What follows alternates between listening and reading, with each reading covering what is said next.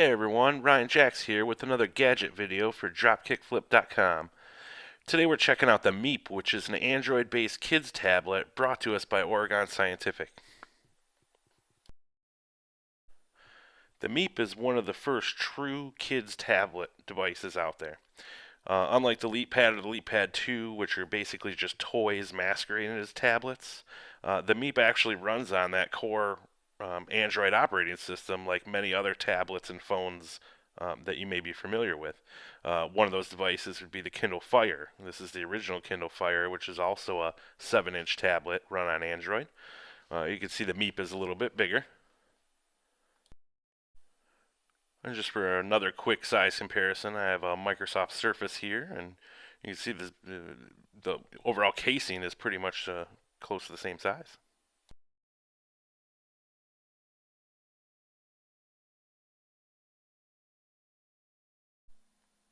Up at the top here, we got the power button and status indicator, front-facing webcam. There's your mic. We got a microphone, headphone, power, USB, and HDMI inputs. The outer shell of the Meep is rubber, and this is where that kind of customization comes in. There's different colors, so for blue, green, I believe I saw pink as well. Now, the rubber shell is going to help for when the kids drop it on the floor all the time, but one thing I noticed with the shell is even as I'm holding it, I can't like help myself from flipping it around and messing with it, and so chances are the kids may just remove that. So, waiting for it to power up here.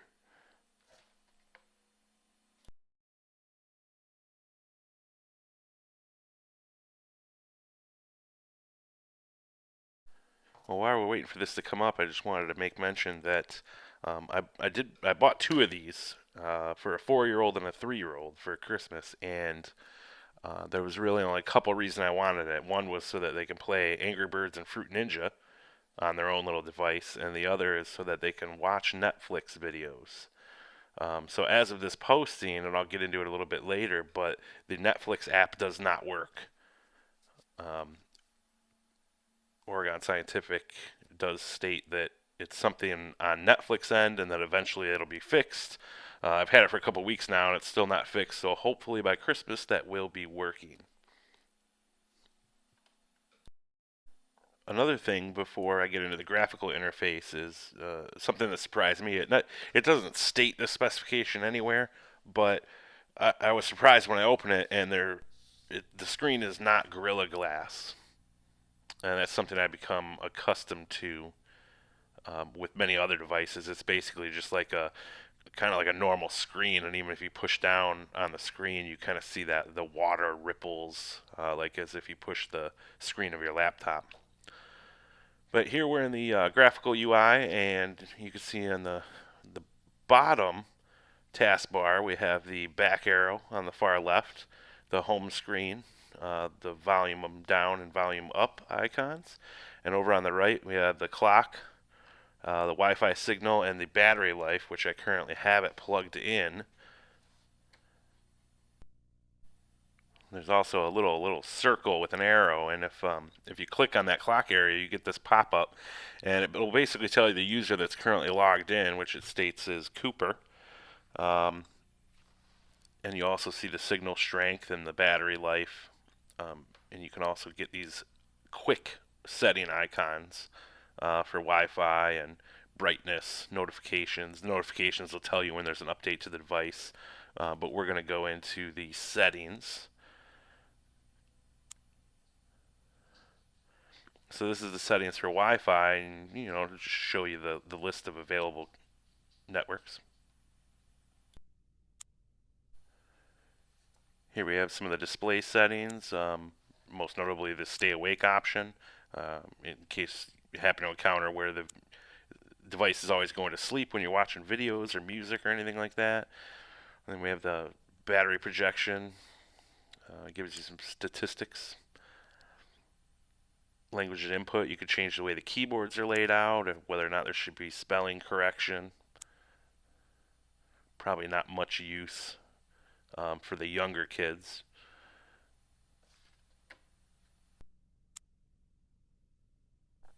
Here we can delete everything and back up and reset to factory defaults.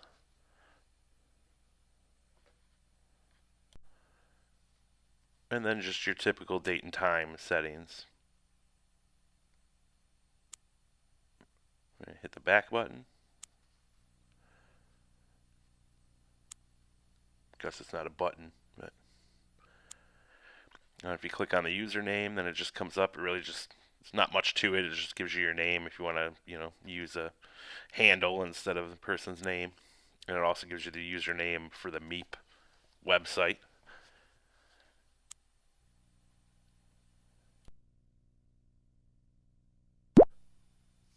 So on the left side of the screen, we basically have the social and chat options.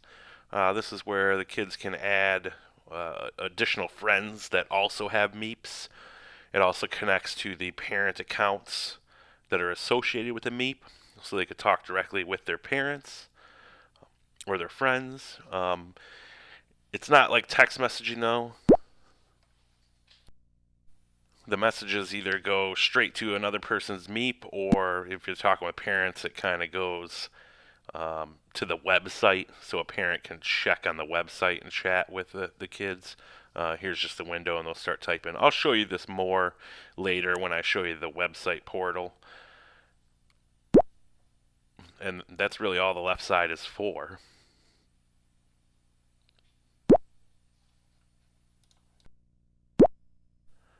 So over here on the right is basically the normal menu.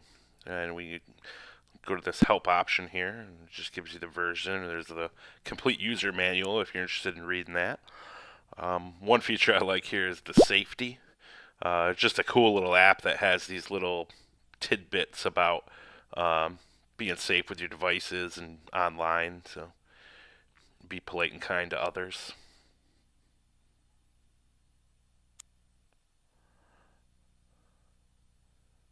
Seek guidance from your guardian.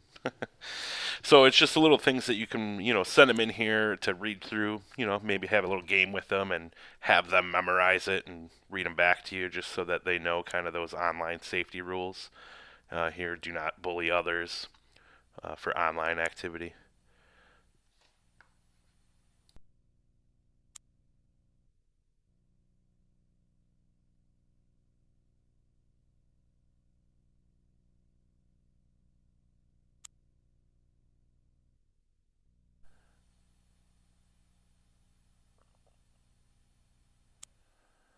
We're going to go back to the menu here. We already went through settings, so I'm not going to do that again. The wheel's a little touchy, but here's apps. And once it loads up, it gets this nice little running banner here. And you could see, like this very first app, Amazing Alex, I actually downloaded from Google Play, so the image doesn't look that great. And same with Netflix. Here's the Netflix. I'm going to open it up, and it's basically going to go black and come back to the screen, which is, as I mentioned earlier, Netflix is not working. But the icons, the reason why they look messed up is just because the app itself does not include the proper resolution for this tablet at this time. So hopefully that'll be changed in the future. It does come preloaded with a couple of these other apps you see. And going through other menus, you'll see preloaded games and movies. But here's the way Amazing Alex looks on the Meep.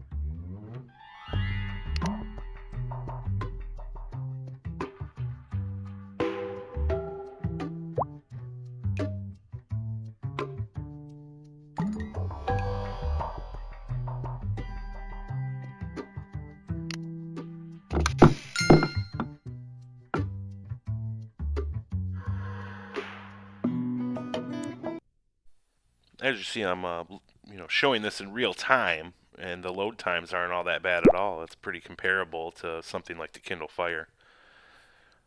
Now here we have YouTube, and in YouTube, the way I have it set up right now with the parental controls is that it's only going to show parental recommendations, which on that side it would show a list of videos that I, as a parent, add for the child to see through YouTube, and recommendations that's controlled by Oregon Scientific. They have a team of people looking for kid-safe videos.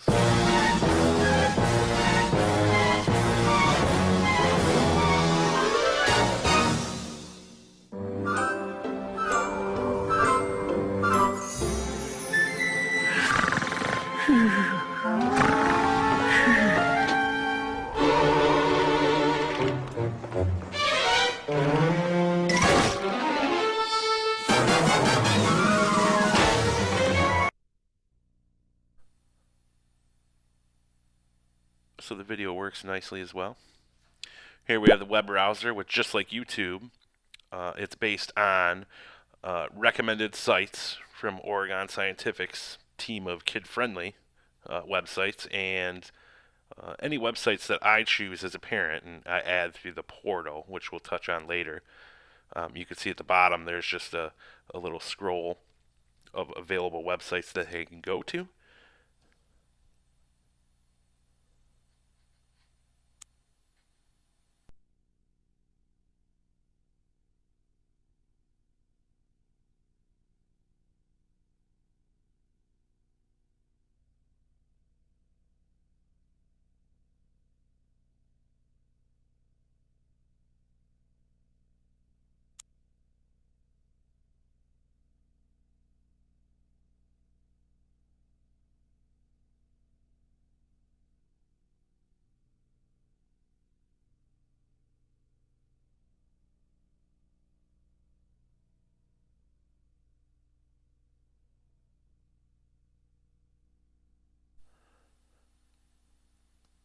It's pretty basic, and initially there's not a lot of websites added to it, but things like Disney Junior, they'll play the games, or Nick Jr., they'll be able to play games.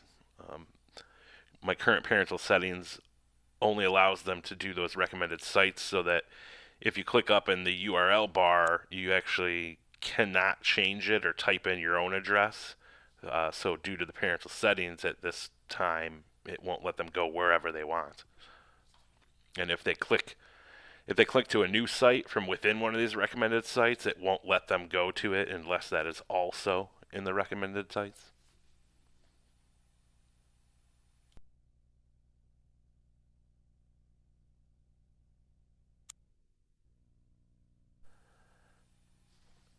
Next, we have pictures.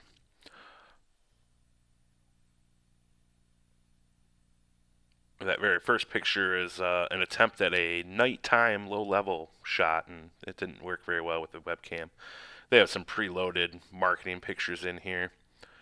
This is also where it'll store when they take pictures through their webcam, or you can actually upload pictures to it by SD card or USB, so they can have some family photos on here to share with others.